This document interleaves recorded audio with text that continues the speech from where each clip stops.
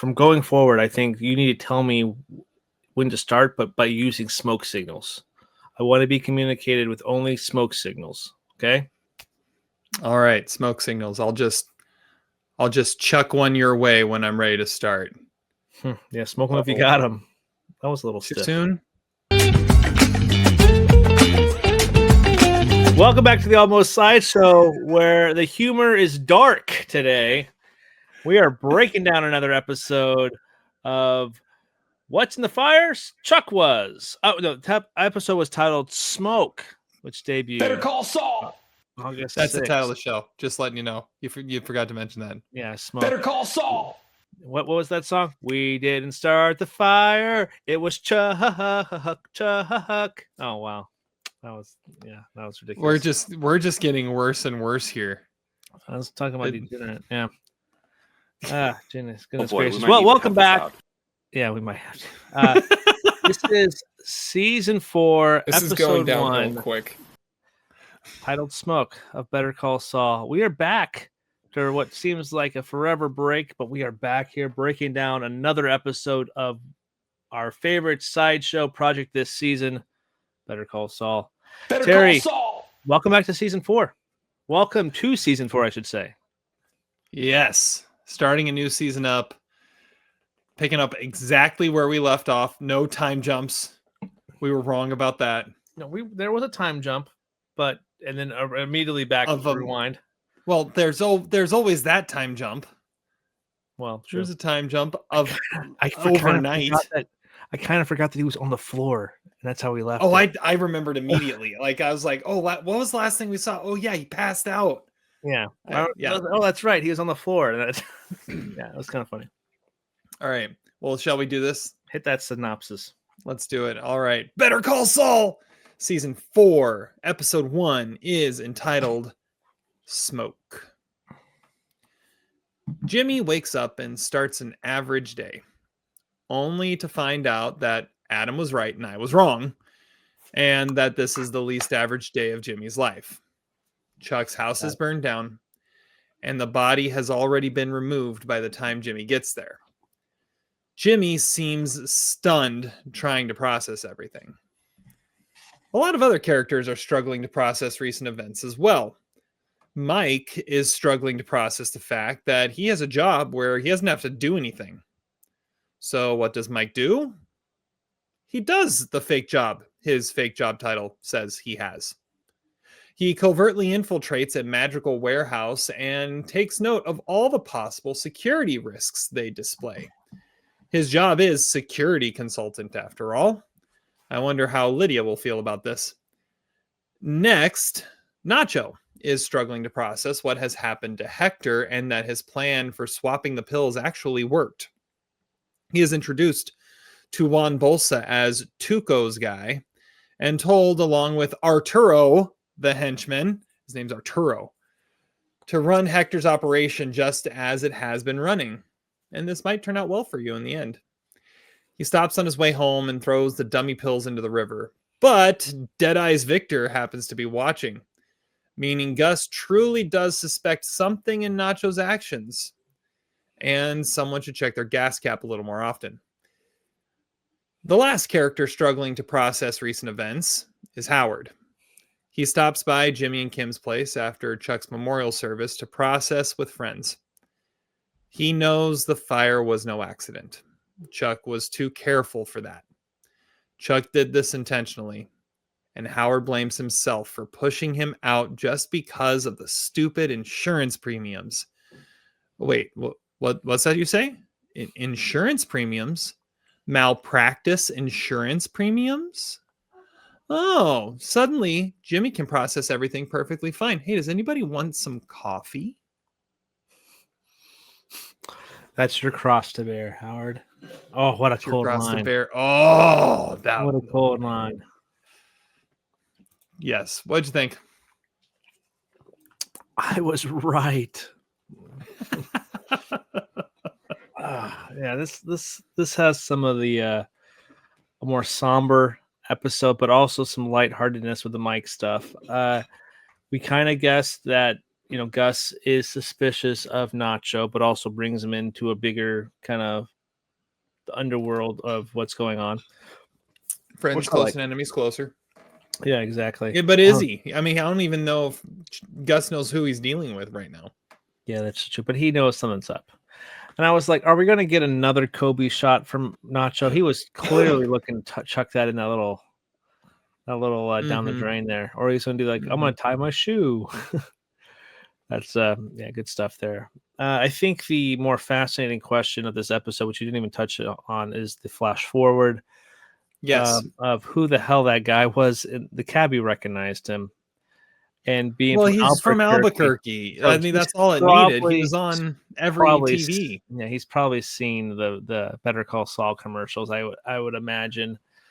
But so that's going to be interesting whenever we see the flash forward. Again, if is that what's going to be the reveal of that? I think that's pretty interesting stuff. That whole flash forward and that whole do you think he messed up the social security number, or do you think because it wasn't recognizing it at first and he had to show the ID again? I think that's very interesting. And you're from, I have a friend who lives in Tacoma and I heard it's beautiful. I heard it's absolutely stunning. Yeah. Beautiful. Yeah. It's called the Aroma of Tacoma. And it was all just a typo. That was the funny part. It's all just a typo. Yeah, it's I put a 0 instead of an O. It's a 0. Yeah, whatever. Tomato. But anyway, that was a cool stuff. I like that opening, a flash forward there. But yeah, this is a solid episode. There's definitely some funny moment here. I'm sure we'll talk about it. But what's your thoughts? Yeah, I mean, this is, like I said in the synopsis, it's all the characters just kind of processing what happened and end the season. We didn't see Mike at all in the season finale. His story kind of played out a couple episodes before the end of the season as he got his new job. I find it hilarious I find it hilarious. He feels like he still has to do it. He feels guilty just taking money without doing anything, even though it's his money. And the funny thing is, if he had just sat at home and collected his money and called it good, we probably never hear Mike's name in Breaking Bad. Because what gets him involved with Gus more, what gets him just to be much more of an active participant in everything, is the fact that he can't sit still and he gets back into things. So now he's getting entrenched into Madrigal, which means he's going to end up back into Gus's business, and he just can't not. And so there's something there. Doers do, and he's a doer. Absolutely. Let's get, I want to get to best scene, because I think the other biggest, the biggest character I found fascinating in this has to do with my best scene, and that's Howard. Just seeing him try to process what has happened. And my best scene is him at the end at Jimmy and Kim's place. And just beside himself, he didn't know where to turn. And the only place he could go to was Jimmy and Kim. That's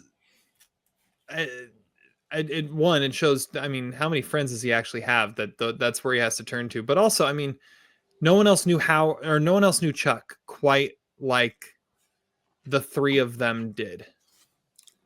And so just being in the trenches with everything that had happened through the whole court case or hearing or whatever it was with Jimmy, that was the only people he really felt like he could turn to that would understand everything. And he broke down. Howard is all about that veneer and holding up that appearance. And those two he felt like he could break down in front of. Mm-hmm. There's a deeper relationship there than I don't think any of them want to admit. And I thought that was interesting. The other one I thought was interesting is when he calls Jimmy to go over the obituary. And what's fascinating about that scene is if you watch it, most of that obituary, Howard is reciting. He is not reading it. He knows it by heart because he has gone over it that many times because he feels so much guilt that the only thing he can do at this point is send him off properly. So he has spent every waking moment writing that thing just to get it perfect, to the point that when he decides to check it with Jimmy, he doesn't even have to read it. He can just sit there and say it verbatim. Like that, I thought that was fascinating. It's like I'm watching him like he's not reading anything. He's just talking. And just to see how much Howard is hurting. Mm-hmm. And then you hear Jimmy's response of, well, that's your cross to bear. Like the first thing Jimmy had said since the beginning of the episode. Mm-hmm. Like there are no Jimmy one-liners in this. No. Because he doesn't talk. So that was the biggest takeaway for me is just watching those characters process through. And then how that moment ends, how Howard giving that talk and him and Jimmy saying that and popping out of that like nothing has ever happened. Like that is just like I was trying to process it afterwards. My wife and I watched it. We're like, what just happened? And it's like it ends. All I said was Jimmy won. Like this battle of brothers. Like the last time Jimmy sees Chuck, he disowns him, basically. Mm-hmm. And then to find out the undoing of Chuck was something Jimmy did, not slipping Jimmy. Like this was not like covert bend the law to try and get at him like he did with the Mesa Verde files. No. This was just doing a Chuck thing that Chuck would have done to Jimmy. And it ends up being his undoing. Like his demise, like his ultimate demise. Jimmy won. Yeah. And that's how he has to see it. It's like, I'll never live up to my brother. He's going to better me in any way. And even in death, he has bettered me. And I'm listening to this obituary and hearing how great of a man he was and how he did all this stuff. He graduated at 16 or 14 from high school, valedictorian. Like, come on. How could you ever compete with that? Mm-hmm. But I got the final laugh. I got the last laugh. I won. I am the better man. Because I'm still standing and he's gone. And it's because of something I did. Mm-hmm. Where Howard sees that as a cross to bear, right? As a badge of guilt. Jimmy sees it as victory. Did it. Victory. And just like that turn in Jimmy, in that, like that was not the Jimmy that's not the Jimmy that ran back into the copy shop after Chuck collapsed, right? Mm-hmm. That's not the same Jimmy, because Jimmy would have done anything for Chuck at that point. But it was all the little things that Chuck continued to do. And then once it became like the vendetta battle, Jimmy won. And now he's able to be normal again. I just found that fascinating. Yeah, that's a good point. That's something like, oh, okay, he just completely clicked after he realized everything, like what had happened, which makes it even like that. And Kim picked up on it. Howard picked up on the change. Yeah, well, Howard's just looking at him like, what the hell? Yeah. I just said all this stuff and that's how you respond? Yeah, I think that's a good point. Yeah, but like even Kim, who doesn't necessarily know, but she's like, "What the hell was that? That was kind of an asshole move." I bet Howard and maybe even Kim saw it as Jimmy blamed himself until Howard said he blames him. Well, if it's Howard's fault, it's not my fault. Maybe that's how we saw it. But I think when Howard said that, and Howard says it's my fault, oh, but it's because of this, then Jimmy pops up and goes, wait, that means it's my fault. And like, he's happy about it. And it just shows the different relationship. Like, Howard was treated like the little brother Chuck wished Jimmy had been. I also think it's really funny that you show up to his house, or possibly he died in the American Samoa, the one school that he absolutely hated that you graduated from, the sweatshirt, the Alamada. It's his go-to sweatshirt, man. I mean, talk about a midlife crisis moment. We all have that go-to sweatshirt. This is true. It's true. So yeah, that's on the grubs. I feel comfortable. Damn it, I gotta wear it. Exactly. I think I thought that was funny. I was like, oh, you're wearing that sweatshirt. That obviously we saw it'd be this completely big eye roll, but nah, you didn't see that. That's a good one. That's a good episode. It's a good scene. I'm gonna go with I'll go with something more lighthearted. Mike at Madrigal is just hilarious. Him walking around, making himself some coffee, going through some files, signing a birthday card, and then going around. Hey, now go to the office, get some gloves, get some straps, get your lift belt, get your lift belt, do it right. And then the guy's like, "Hey, I think you lost this. I need to see your boss." And it's like, first off, this, that, and that. It's like, who are you? You know, security consultant. I never heard of you. Well, you wouldn't, would you? Yeah, go to Lydia. Talk to Lydia. Call corporate. Ehrmantraut. Yeah, Ehrmantraut. It's a great scene. The whole thing is awesome. Checking people's mail. Yeah, or checking the old. Yeah, it's just a funny, lighthearted moment in the middle of the episode, which is great. I was watching them like for a while. I'm like, what is he doing? Like, is he trying to figure out what Madrigal actually does so he knows what he's getting into? I'm like, oh no, he's being the security consultant. He's earning his paycheck, which probably is because, like, if I want this to remain legitimate and no one to question it, I better make sure there's nothing to question. And I'm going to make sure this whole operation is airtight. I'm going to stay on the books. Uh-huh. I don't even think it's necessarily stay on the books. I want to make sure the books are not like lit on fire. Because he still has a kind of like a moral code, because he's an ex-police officer and stuff too, which is good. He just can't stop what he's doing. He has to do something kind of for, his self-dignity, I guess. So he has a very particular set of skills. Stay doing. All right, the Betsy Kettleman douchebag award. Okay, well, I think the ending line can come across as douchey from Jimmy. But totally. That's not where I'm going with. That's not where I'm going either. I'm going with Mike's old boss, who said, "Oh, the boss wanted the the boss wants the windbreaker back." Of course he does. Of course he does. Yeah, the cheapskate can't give up a windbreaker. Oh, it's so good. Yeah, that's what Mike's boss wanting the windbreaker back. That's exactly what I wrote down. Got him. Yeah. That's the toll booth boss. Toll booth boss. That's the answer, I think.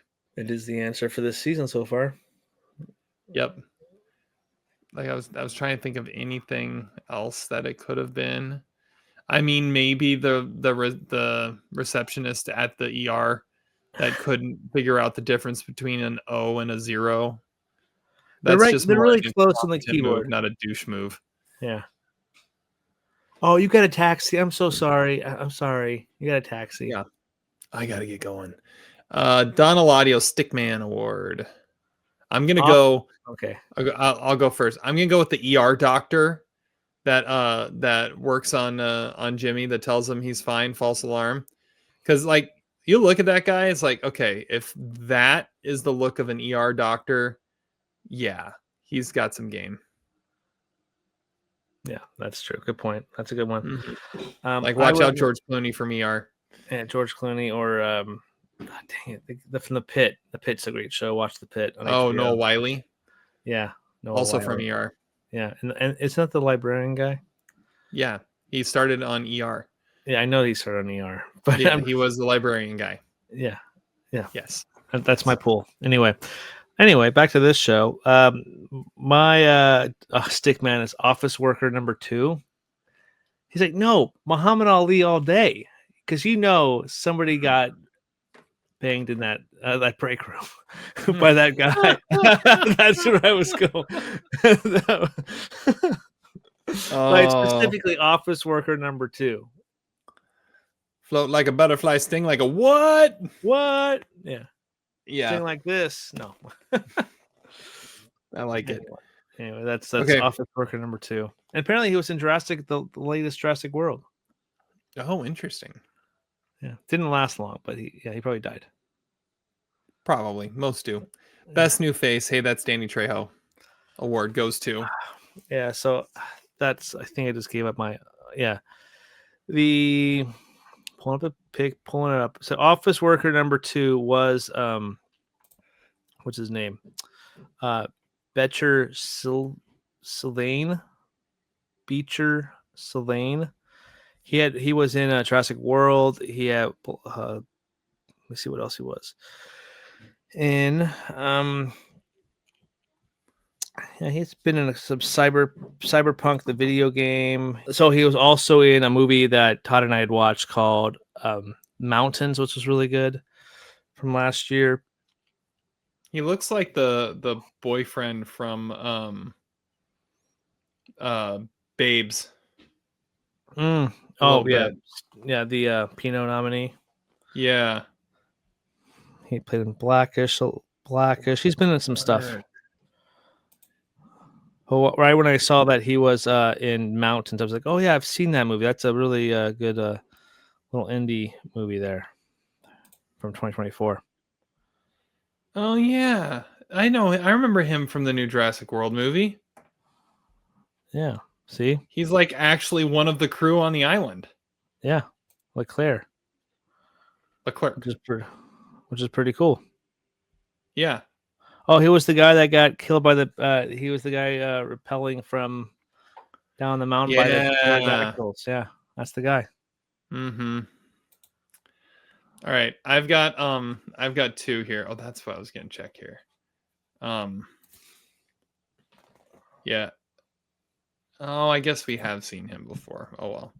Well, one we've seen before, but I don't think we've mentioned him, and that is Ernest David Sosi, who plays Carl, the guy who relieves Mike at the toll booth for the final time.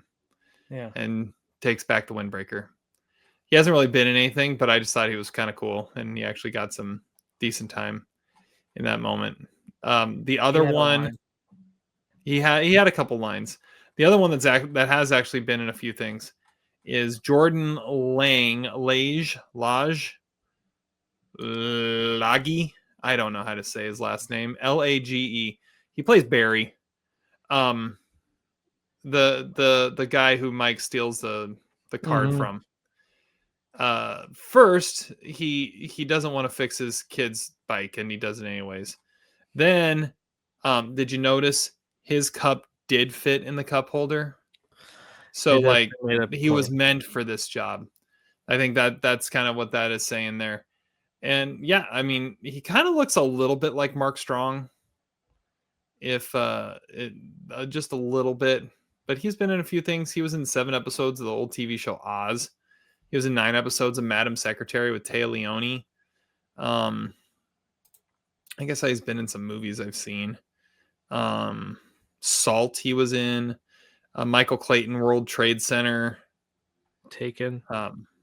Yeah. TV show Taken. A TV show. A TV show Taken. Homicide. Is that the old David Mamet movie? Yeah, David Mamet movie Homicide he was in. I also saw, what did I just see? He was in, is it The Recruit? No. Boy Scout. No, The Scout. The Brendan Fraser baseball movie. Oh yeah. The 90s. He was in that too. Yep. So yeah, he's got an eclectic group of that's cool. stuff. He was in Random Hearts, the 1999 Ford Explorer. Oh, I there haven't you watched go. it yet. He was assistant prosecutor, so I have to watch out for that. There you go. There you go. Steve Nebraska. That was Brendan Fraser's name in The Scout. Uh-huh. With Albert Brooks, Brendan Fraser, Diane Wiest, Lane Smith, Michael Rappaport. Oh, the Rappaport. Nice. Barry Shabaka Henley. I know that guy. Have you ever you haven't seen this movie? I've not seen this movie. I've always wanted to watch this movie. Yeah. Maybe a fun one at some point. All right. Lance the Printer Guy, Minor Character Award. It's the nurse. Excuse me. Can I see your driver's license again? That lady is great. Erica Kreutz is yeah, that's who I have as the minor character. She's a little annoying, but at the same time it fits that perfect, like, oh crap, am I getting caught? Like that anxiety ridden like moment. And it's like, oh, what's gonna happen? And that's I really like that a lot. So yeah, the nurse. That's a good one. I've got for maybe the last time we see him, Clifford Maine, played by Ed Begley Jr. A friend of the podcast. He's at the memorial service. Because every Avengers lawyer in Endgame. Albuquerque was there. It's the Avengers Endgame if you're a lawyer in Albuquerque. Like everybody shows up for everybody's funeral. Mm-hmm. Well, it's because it's Chuck. I don't think anybody else would have quite done it that way. Everyone coming up, giving their condolences. But yeah, we see Ed Begley Jr. one last time. We see Schweikart one last time. Or maybe we might see Schweikart more. I don't know.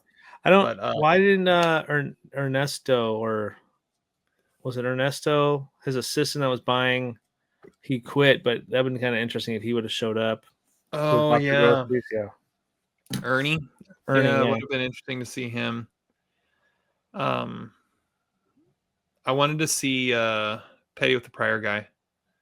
I don't think he was big time enough to be invited, though. The ex-wife was there. Yeah, balling around. Rebecca Bois. Yeah. Okay.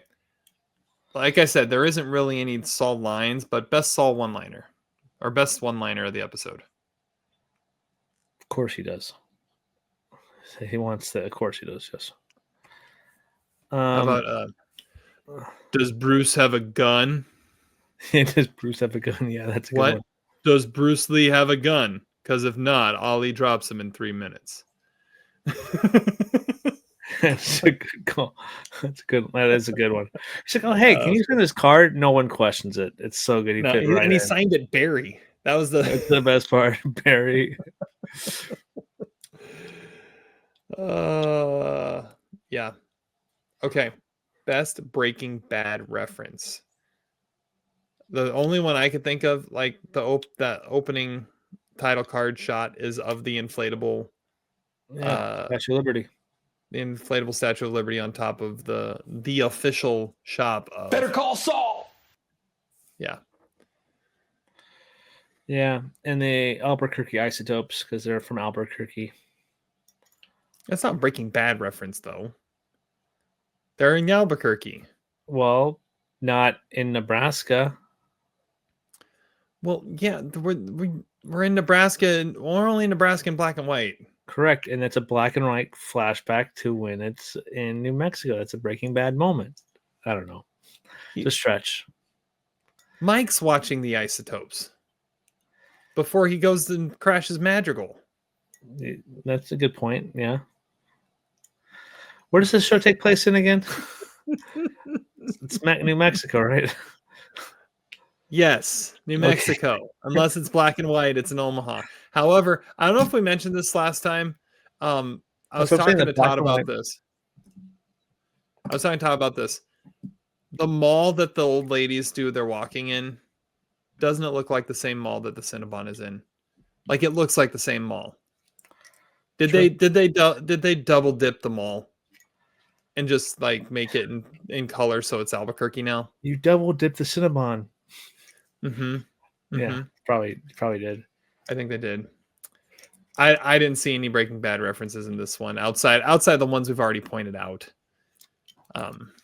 Well, maybe mine doesn't count because he's in Nebraska. Yours doesn't count because they never watched the Isotopes play in Breaking Bad, and it would make sense that Mike would be watching the Isotopes while he's living in Albuquerque.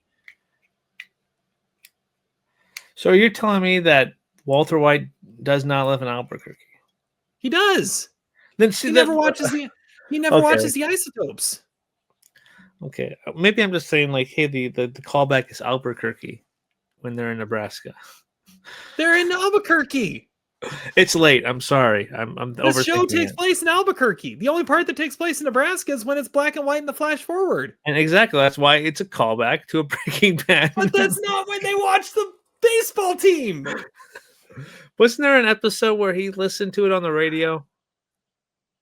Mike? And yeah, he was eating apples. In Albuquerque. Exactly, like Breaking Bad.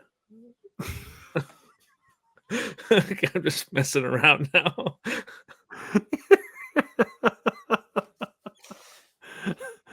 And move on. Wait, this show takes place in Albuquerque, right? I believe so. See, I don't know anymore. That's what I'm saying. I've been saying this whole time.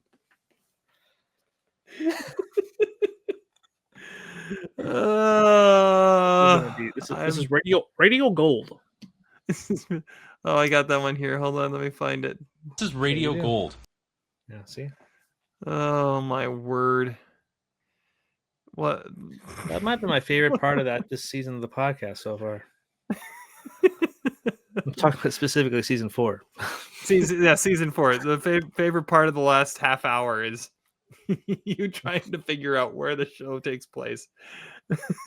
so you can claim that someone in Albuquerque watching something that's based in Albuquerque is a reference to the fact that the Breaking Bad takes place in Albuquerque. I'm gonna have to draw a diaphragm for this to make sense. Anyway. All right, what's next here? We have just draw your diaphragm. That'll be great. No, the biggest flaw. Howard in pants and jeans, so awkward looking. Looked like the cleanest, most pressed jeans I've ever seen in my life. Were they Hamlin blue denim though? They were definitely some blue denim for sure. Hamlin blue denim. I was like, wow. Remember, he created his own color. Hamlin blue denim. Yeah, that's true. Yeah, so yeah, him and denim was really awkward. Yeah, that's true. Midlife crisis moment. Other than the fact that you're not confusing Omaha for Albuquerque. I wasn't confused. Okay, never mind. Diaphragm later. It made sense in my head, okay? Or thinking that you draw diaphragms, not diagrams. That's a good point. Touche.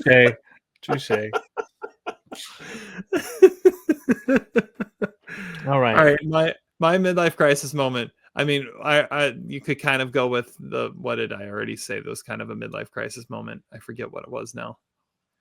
I forget. Anyways, the one I have written down is at some point you get old enough that you think the step on the hose trick is funny.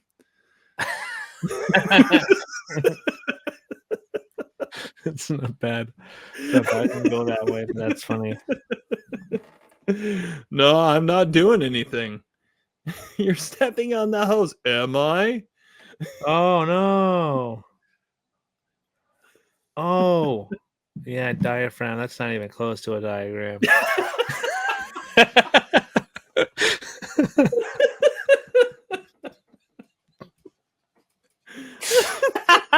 That's why I'm here, folks. Oh, sorry, I'm just an idiot. You had to Google it. I had a feeling that's what it was going to be, too.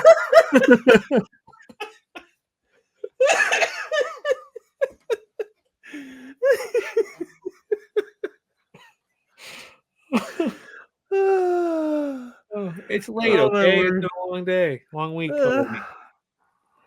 Real tears. Anyway. I laughed that hard since I was a little girl. Thank you. I tried that horse in Titanic. All right. Midlife crisis. Random matchups. Who would win in a fight? Rocky or Terminator? Just like random fights like that. That's yeah, you can do that. Or just losing shit. Yeah. Just where did I put that? Mm-hmm. Where did I put that? That's good. Where did I find my vocabulary? Where did I find it? When you find it, let me know. LVP. I've got Jimmy as LVP because, like, I mean, you understand the grief and the processing, but what snaps him out of it is like, just like it's like the most evil thing Jimmy's ever done. Yeah. So that's where I'm at. How about you? Either Barry or the guy's like, wait, who are you? I didn't even heard of a security consultant. One of those two guys. Those are the two LVPs. That's and good. Then MVPs is Mike. That's good. I have the MVP as someone we haven't mentioned like at all, and that's Kim. I think Kim is kind of vital to this as she guides several characters through their grief and their processing. She kind of just gets to sit back and watch and be like, okay, Jimmy, we need to go home now. You need to go home now, and I'm going to take you there. And then she's the one that listens to the rest of the obituary with Howard. And she's the one that truly does listen to what Howard is saying when Howard is crying on their sofa.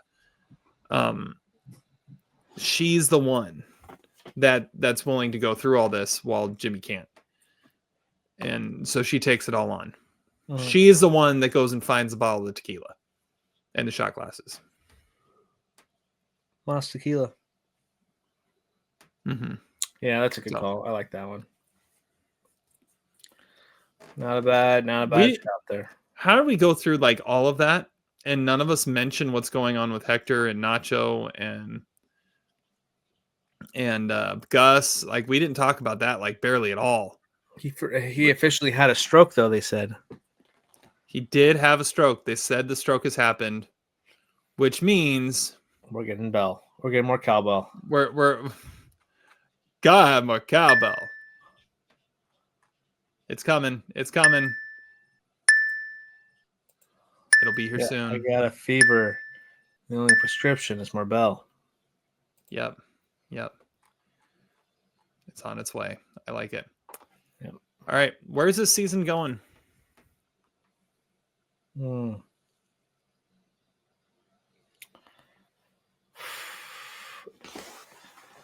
It's going to be interesting to see if anybody tries to take over the Salamanca territory now that Hector has had his stroke. And who could that be? Well, and we are going. I think we see Gale. I think we mentioned this last time. I think Gale for sure gets seen because I think you're going to see now that Hector's kind of out of the picture. They're going to do in-home product. That's the next step, in-home. Well, but Gus's product was not Hector's product. Right. Yeah, but he's going to be able to now take over kind of Hector's little territory, but under the table. But think about where we're at when Breaking Bad starts. The Hector's territory is run by Tuco. And actually before that, it's run by Crazy 8. So like the Salamanca territory remains. Like it's still there. Just like Juan Bolsa said it would be. And Gus isn't at a place yet where he's ready to upset Juan Bolsa. That comes later when he executes him. But at this point, that territory is going to stay the way he intends it to stay because that's how Breaking Bad starts. Good point. I always forget that. Yeah. That's a good point. It's one of those where we know the end, so how do we get there? Mm-hmm. My wife had an interesting theory. Her theory was she thinks Kim goes back to HHM.